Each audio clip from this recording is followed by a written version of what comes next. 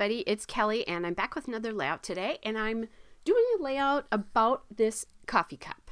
So this is just darling. It says Rome wasn't built in a day, but maybe if they had coffee. And I believe we stopped at a Denny's on a little road trip, and that's where I saw this cup and just had to take a picture because it was so cute. So I'm going to start out with that large piece of coffee cup paper, which is so cute. That is from the Color Play The Daily Grind Cup of Joe paper. And then I'm going to add that diagonal stripe on the bottom there, which is the Color Play Daily Grind Espresso Yourself paper. That blue paper is one of my beloved doodle bugs. That is the doodle bug graph or linen plaid, if I remember correctly, is the name of that paper. And then it's in the blue jean colorway. So that's the important thing to know, is that it's the blue jean colorway. So then I also grabbed that 3x4 card there. That's from the Color Play Daily Grind as well. And I don't know exactly which paper it was because it was already cut apart, but it's the cut apart sheet from that collection. And this paper has a really smooth, shiny texture to it. They do that sometimes in some of their very limited collections, and that's what they're doing there. So now you can see me matting that photo and the coffee please, because I decided I'm definitely going to go with that. The colors of this are so intense and so beautiful and just perfect for that photo because it's white, but there's that darling pop of orange in it. Now I have this labeled. This came from an Ellie Studio, I think the Let's Eat like food pack or cut apart sheet from ages ago when they used to do 12 by 12. And I'm using these coffee cups here. That is from the Color Play Daily Grind cardstock die cuts. This is an older collection, by the way. I don't know if they still make it or not. And I'm just playing a little bit. I'm adding the blue cup at the top because there's so much blue on the bottom, and then I'm adding the red as a pop of color against that blue mat there with the little heart in it.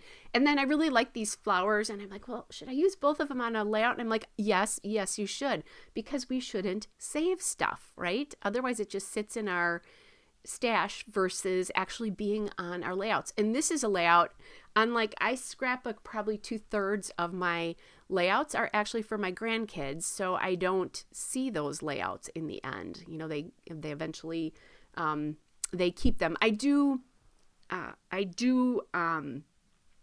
take a picture of them and save them to Flickr just in case anything would ever happen. I just had a friend who had a house fire and lost everything, so that's kind of up in my mind now. It was before, but it really is now, that, you know, some way to save them. Not that I don't know that I would ever like print them all again, but at least they would be there to document for the kids if they wanted to print something. So anyway, off my soapbox or whatever that was. Now I'm playing around with this going, should I put the red up there? Should I put the blue? And no, definitely blue on top, red on the bottom. I'm adding some foam tape just to give this layout some dimension because right now it's pretty flat. I am also noticing as I'm adding this cup in that I didn't put any sort of border between the stripe paper and the cup paper. And a lot of times I like to do that to sort of ease your transition between the two patterns. That's a little clue for you if you have problems with patterns. And then here I just used 2 patterns and a faux solid. So that's a nice way. It is still a pattern, but it's small. That blue paper is a small pattern. So that's a nice way to start mixing patterns if you're not good at it or you're a little bit hesitant to do it. Plus, when you're going to mix patterns, stay with this in the same collection. If you're not used to doing it, it makes it ever so easy because they are meant to go together. So now that I have the blue cup on there and the foam tape behind it, now I'm looking for what I'm going to do. You know, am I going to do a border or am I going to do washi? And I decide to grab this washi tape, which is from Queen & Company, which is why I'm having such a hard time getting it off. They made beautiful washi tapes, but man, even from the very beginning, they stuck to each other in a way that wasn't very nice. I'll just say that. You know, it comes off and the tape will come off in strips, and I usually end up wasting a bunch of it. And not that I don't have plenty of washi tape to waste, but I would prefer not to since I paid money for it.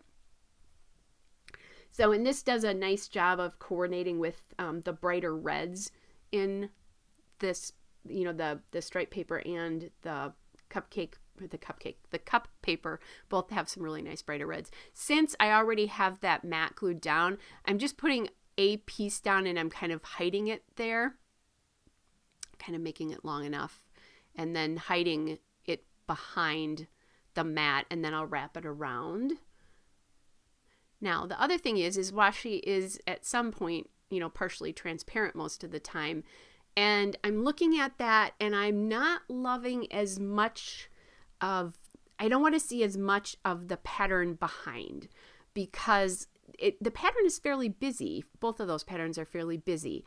And I really want to make this a separation. So what I'm going to do here is grab this piece of tape, and then I just am matching up the polka dots so that I have two pieces of tape on top of each other, which makes it look a little bit more solid. And you see a shadow of the pattern behind, but it's not quite so transparent as it was before. I really like how that worked. And then you have a nice transition between the two pattern papers. Now, kind of a place to rest your eye before you go from one busy pattern to the other. And there's a fourth pattern on here because of the washi tape, now that I think about it. All right, so last but not least, I'm thinking that I might want to add some enamel dots here, and I was thinking green because that is fairly prevalent in both of the two pattern papers and also in the die cuts here. So I'm adding these Altenew Green Meadows enamel dots to each of the clusters, just 3, which is what I often do. You know, just add the 3 in, and just a little bit of something on the page. And I'm looking, oh, I was gonna say, I tucked one behind the handle of that blue cup and I wasn't seeing it. So I'm like, did I miss one? I didn't. It's there. So there's the third enamel dot. All right, everybody, there's the still shot and a couple of detail shots. Hope you're all well, and I'll be back with another layout soon. Bye, everybody.